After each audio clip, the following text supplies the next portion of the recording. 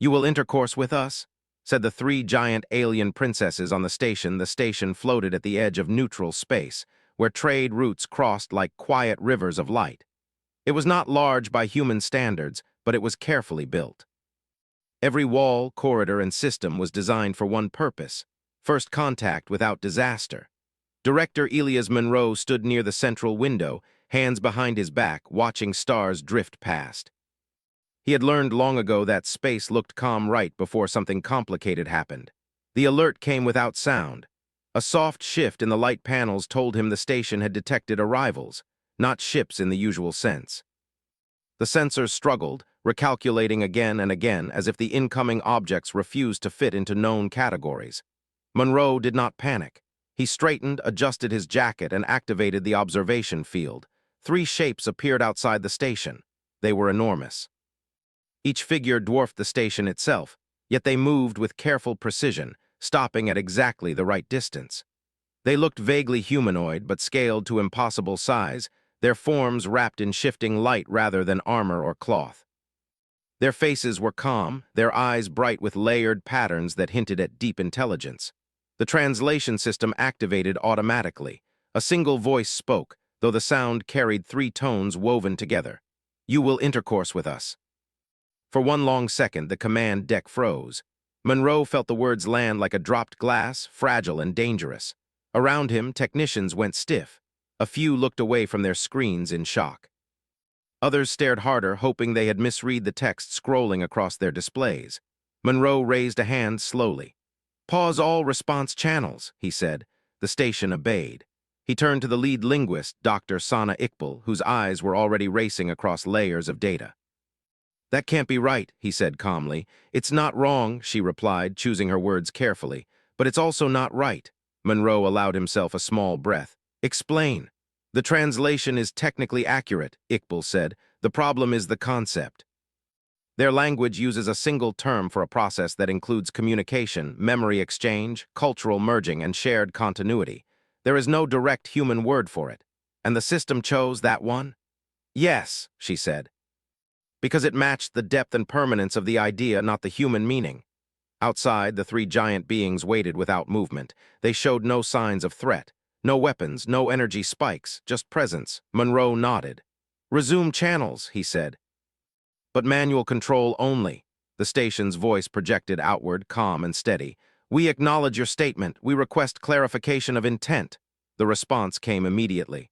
"Clarification unnecessary," the three voices said together. "Intercourse is required for continuation. You have been selected." Around Monroe, tension rose again, but he focused on tone, not words. There was no dominance in the voice, no cruelty, just certainty. "Selected for what?" Monroe asked. "For joining," the beings replied. "For inclusion, for completion." Iqbal leaned closer to Monroe. "Director," she whispered, "their historical data is coming through now. They've done this before." Monroe did not look away from the window. "And no species that joined them continued as an independent culture." That mattered. Monroe nodded once. "Open a deeper channel," he said. "I want full context." The station adjusted the exchange, allowing controlled data flow. Images, impressions, and structured meaning passed between systems. Monroe felt the pressure of it, like standing near a deep ocean trench. The beings were known as the princesses of Carthus, not rulers in the human sense, but living anchors of their civilization. Each one carried the recorded memories of countless generations. Their species did not reproduce through families or nations. They continued by merging. They believed separation was weakness. Individual identity was considered temporary. When a new civilization reached a certain level of complexity, Carthus approached them. The offer was always the same: total exchange, total union, no loss as they saw it, only growth. Monroe listened as the story unfolded, his face calm but his thoughts sharp. Humanity had fought wars, survived disasters, rebuilt itself again and again. Not through unity alone, but through difference, through argument, through disagreement that somehow still held together. "You believe this process is an honor," Monroe said. "Yes," the princesses replied. "You will be preserved within us." "And we would no longer exist as ourselves," Monroe said. "Correct," they answered without judgment. Silence stretched between them. Monroe turned slightly, glancing at the team behind him. He saw fear, yes, but also curiosity, determination. Very human reactions all mixed together. "We do not agree," Monroe said, facing the giants again. The station trembled slightly as energy fields adjusted, not from attack but from the sheer scale of the beings outside. "Agreement is not required," the princesses said. "Participation is logical." "From your perspective," Monroe replied, "not from ours." This seemed to confuse them. Patterns shifted in their eyes, data surged and then slowed. "No civilization has refused once understanding was achieved," they said. "Then this will be the first time," Monroe said. The words carried weight. History often turned on simple sentences. "Refusal indicates fear," the princesses said. "No," Monroe replied. "It indicates difference." He took a breath. "You see continuity as merging. We see continuity as choice." The beings did not respond immediately. When they did, their voices carried a new tone, curiosity. "Explain." Monroe gestured, and the station began to transmit something unexpected, not blueprints, not political structures, but stories, short ones. Contradictory ones, accounts of humans arguing over the same events, remembering them differently, learning from mistakes without erasing them. The princesses absorbed the data instantly, but its effect was not instant. "What is this disorder?" they asked. "This is humanity," Monroe said. "We don't agree on everything. Sometimes we don't even agree on what we are, but we survive because we allow that." The princesses processed this. Their shared consciousness rippled, struggling to categorize what they were experiencing. "You retain contradiction," they said slowly. "This weakens cohesion." "It strengthens resilience," Monroe replied. Another pause. "You propose partial intercourse," the princesses said. Monroe almost smiled at the word choice. "We propose exchange without erasure." "Such a process has no precedent." "Neither did flight," Monroe said, "until someone tried." The station's systems warmed as the flow of data increased. Art followed stories, music, mathematics that argued with itself, philosophies that questioned their own foundations. The princesses began to experience something unfamiliar, not pain, not threat, but uncertainty. "This exchange is unstable," they said. "Yes," Monroe agreed. "So are we." The stars behind them continued to drift, uncaring and ancient. But something new was happening in that quiet place. For the first time in their long history, the princesses of Carthage did not issue a command. They asked a question. "How do you remain yourselves?" Monroe answered honestly. "We don't always, but we choose to try." Every day, the station held its breath if a machine could do such a thing. Outside, the three giants remained, no longer demanding, no longer certain. And somewhere deep within their shared mind, a concept began to form that had never existed before. Limits, the three giant beings remained outside the station, their light shifting slowly, no longer smooth and unified. Small variations appeared, tiny differences between them that the sensors had not detected before. For the first time, they were not perfectly aligned. Inside the station, the human crew stayed at their posts. No one spoke. They all understood that whatever happened next would be remembered far beyond their own lives. Director Monroe stood still, eyes on the vast figures beyond the window. He knew that humans could not overpower these beings. There were no weapons that could reach them, no shields that could truly stop them. This moment was not about strength. It was about meaning. The princesses spoke again, but this time the voices did not fully merge. "You claim identity survives through choice," one voice said. "You claim contradiction is useful," said another. "You claim limits create strength," said the third. Their words no longer overlapped perfectly. The translation system hesitated, adjusting, recalculating. "Yes," Monroe said, "all of that is true for us." A new wave of data moved through the channel. The princesses were not just receiving information now. They were testing it, running simulations, applying human ideas to their own vast memory structures. That was when the station registered something unexpected. Feedback. Dr. Iqbal looked up sharply from her console. "Director," she said quietly, "they're not just observing us anymore." Monroe kept his voice calm. "What are they doing?" "They're separating," she said. "Just slightly, individually." Outside, the change became visible. The light around each princess shifted into a different pattern. One shimmered with slow, thoughtful pulses. Another brightened and dimmed in sharp cycles. The third held steady, almost cautious. The princesses of Carthage had always acted as one. That was their power, that was their certainty. Now something new was happening. "This state is inefficient," one princess said. This state is informative, another replied. This state is uncomfortable, said the third. Monroe felt a strange mix of tension and hope. That's what learning feels like, he said. The word learning caused another ripple. Across the galaxy, distant observers watched in silence. The galactic conquered had seen many civilizations meet Carthus. The pattern was always the same. Curiosity, awe, acceptance, disappearance. This was different. The humans were not resisting, they were not submitting, they were redefining. The princesses sent a structured query. If we continue limited exchange, what is the outcome? Monroe did not rush his answer. We don't know, he said honestly. That's part of it. Uncertainty is risk, one princess said. So is stagnation, Monroe replied. The station transmitted another carefully chosen set of data, not achievements, not victories, failures. Collapses, times when humans chose wrong and paid for it, times when they disagreed so deeply that it nearly ended them. And yet they survived, not by becoming one mind, but by arguing, adapting, and trying again. The princesses absorbed it all. For the first time in their recorded existence, their shared consciousness did not immediately resolve the data into a single conclusion. This process does not preserve purity, one princess said. No, Monroe agreed. It preserves possibility. Time passed. No one could say how much. The stars shifted slowly. The station systems hummed, steady and patient. Then came the moment that changed everything. One princess spoke alone. If we accept limits, she said, we cease to be what we are. Another replied, equally alone. If we reject them, we cease to grow. The third did not speak at first. When she did, her voice was softer. We have always believed survival meant addition. Perhaps it can also mean restraint. That word had no true equivalent in their language. The translation system struggled, then approximated. Restraint, choice, boundary. The princesses turned their attention fully to Monroe. You have altered the meaning of intercourse, they said. Monroe nodded. Words change when ideas change. Your kind is physically weak, one said. Yes, Monroe replied. You are short-lived, said another. Yes. You are divided, said the third. Yes, Monroe said again. All true. The princesses paused. Then explain, they said together, though not as perfectly as before. Why you are not small. Monroe looked around the command deck, at humans from different nations, different beliefs, different pasts, all standing together not because they were the same, but because they chose to be there. We don't try to become one thing, he said. We try to make space for many things.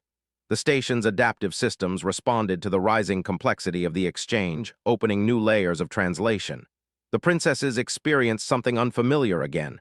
Perspective. They saw themselves through human eyes, vast, ancient, certain and suddenly limited.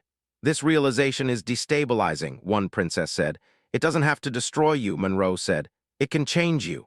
Change. That concept echoed through their shared mind, no longer smooth but alive with motion. The galactic Concord's observers began to understand what was happening. Humanity was not being tested. Humanity was testing Carthus. The princesses withdrew slightly, increasing the distance between themselves and the station, not retreating in fear but creating space. A decision was forming. You have demonstrated a form of exchange without domination, they said. It is inefficient, it is unstable, it is resilient. Monroe felt his shoulders relax just a little. We will not intercourse with you, the princesses said. The words sent a shock through the station, but Monroe did not react yet. We will not absorb you, they continued. We will not merge you into continuity, a pause. We will observe you, they said, and we will learn. The meaning of that statement spread quickly through the galaxy. The first civilization ever to refuse Carthus and survive. The princesses began to turn away, their immense forms slowly shifting position. Before they left, one final message passed through the channel. You are dangerous, they said, not because you destroy, but because you transform. Monroe allowed himself a small, tired smile. We get that a lot. As the giants moved away, their light dimmed, no longer unified, but not broken either, changed. Inside the station, no one cheered. No one spoke. They simply breathed. History had moved quietly. Far away, the galactic Concord began rewriting protocols that had stood for millions of years. And on a small human station, floating between stars, humanity had done what it always did best. Not conquer, not submit, but choose who they would be. The station did not return to normal after the princesses left. It could not. Even though the stars outside looked the same, something fundamental had shifted. Systems ran as before, corridors stayed quiet, and duty schedules continued, but the feeling was different, like the echo after a deep sound fades but never fully disappears. Director Elias Monroe stood alone in the observation chamber again. The space where the giant beings had been now held only darkness and distant light. He replayed the final words in his mind, not with fear, but with weight. You are dangerous, not because you destroy, but because you transform. Behind him, soft footsteps approached. Dr. Sana Iqbal stopped beside him, holding a data slate. She did not speak right away. They're still watching, she finally said. Monroe nodded. I assumed they would. No probes. No signals we can detect directly, she continued. But the background data patterns, they've changed, like the universe knows something happened here. Monroe smiled faintly. The universe probably doesn't care, but civilizations do. Across human space, reports were already spreading. First contact logs, translation records. The moment when the princesses of Carthage chose not to absorb humanity. Diplomatic channels buzzed with disbelief, admiration, and confusion. Some leaders praised Monroe's restraint. Others quietly asked how close humanity had come to disappearing without ever knowing it. And beyond human space, far beyond it, the shock was even greater. The Galactic Concord convened in emergency session. For millions of years, their rules had been simple. When Carthage arrived, a civilization's story ended, folded neatly into something larger. It was considered peaceful, inevitable, acceptable. Now there was an exception. Exceptions were dangerous. Back on the station, the crew felt it first in small ways. New requests came in from alien cultures that had never spoken directly to humans before. Questions about boundaries, about limited exchange, about how disagreement could exist without collapse. Humanity had become a reference point. Monroe did not enjoy that idea. Reference points attracted attention. The station received a signal 3 days later, not from Carthage directly, but carried through a medium that bent physics in subtle ways. The translation system hesitated longer than usual before stabilizing. The signal was not a command. It was an invitation. Monroe assembled his senior staff. No alarms sounded, no emergency lights flashed. Still, everyone felt the tension. They want a conversation, Iqbal said. One princess only. That's new, Monroe replied. Yes, she agreed. Very new. The station adjusted its position slightly, aligning with a region of space that sensors struggled to define. Light there behaved strangely, stretching and compressing as if uncertain.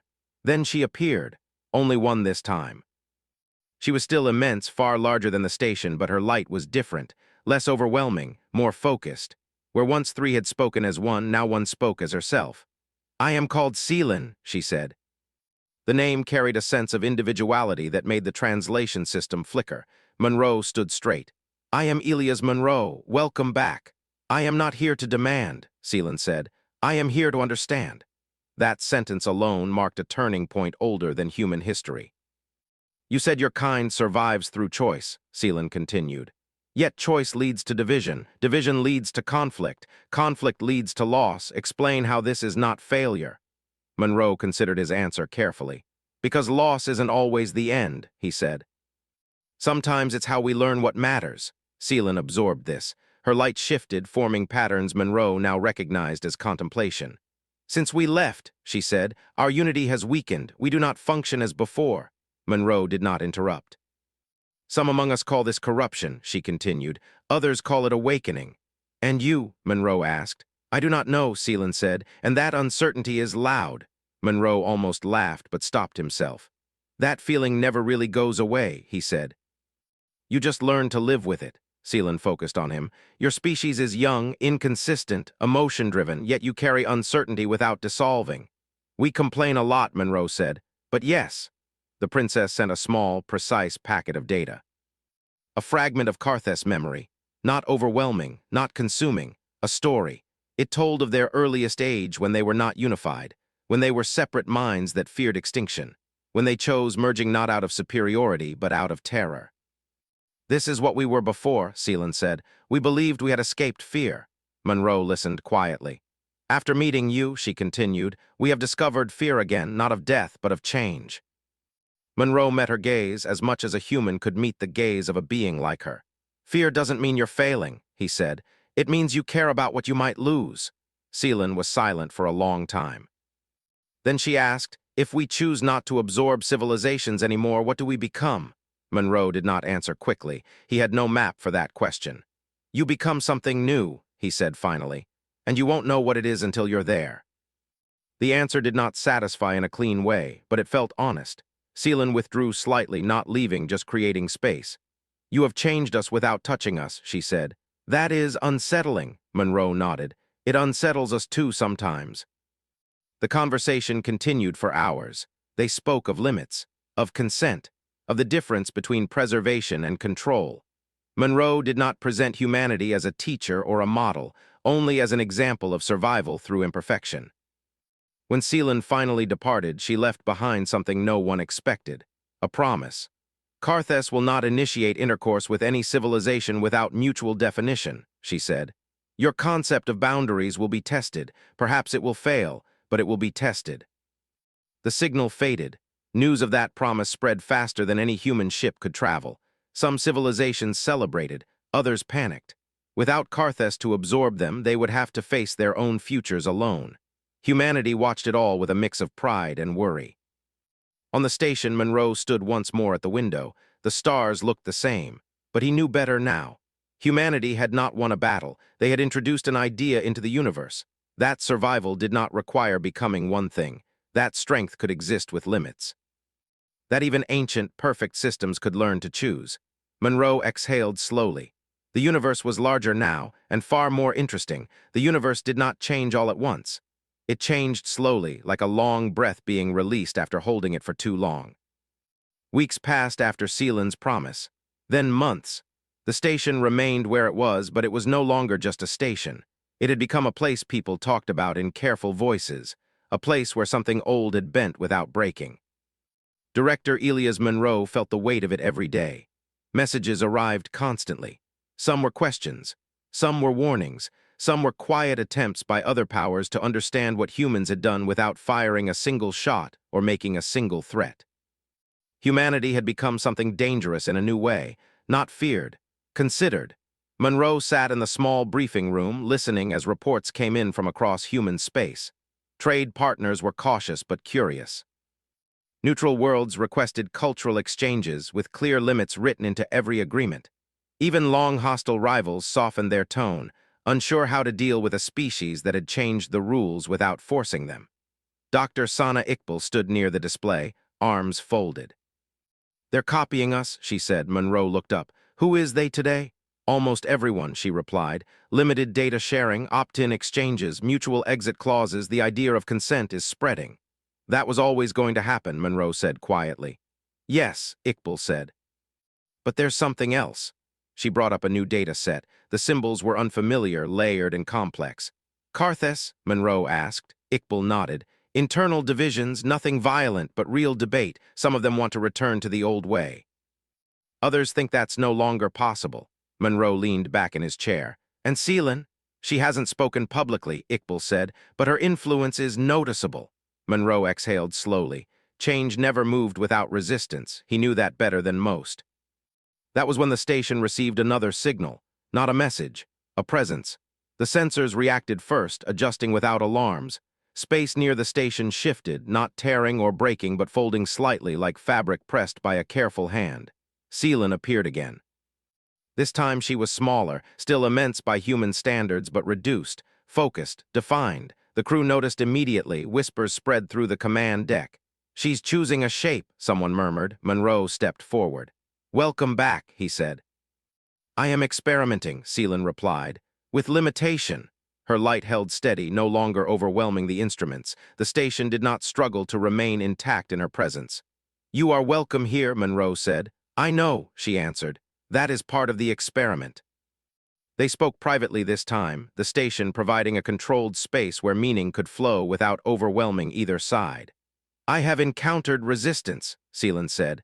Some of my kind believe you have weakened us. Monroe nodded. That happens whenever change threatens certainty. They say unity is safety, Seelan continued. They say separation invites collapse. And what do you think? Monroe asked. Seelan's light shifted gently. I think unity without choice is only silence. Monroe smiled. That's a very human conclusion. I did not arrive at it easily, she said. The noise inside us has grown. Noise isn't always bad, Monroe replied. It means things are alive. Seelan paused. Your species accepts internal conflict as normal. We don't enjoy it, Monroe said, but yes. For us, conflict was something to escape, she said. Now it has returned. And yet you're still here, Monroe said. Yes, Seelan agreed. We are. Beyond the station, other civilizations watched closely.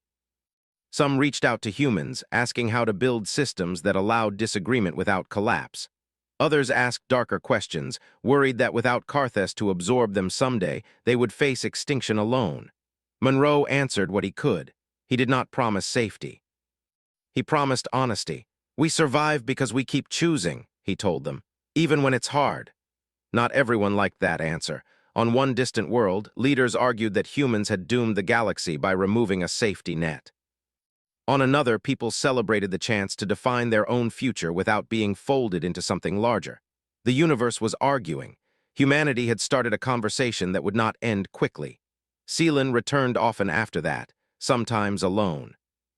Sometimes with another of her kind, carefully maintaining individuality rather than merging completely. Each visit was quieter than the last, more thoughtful.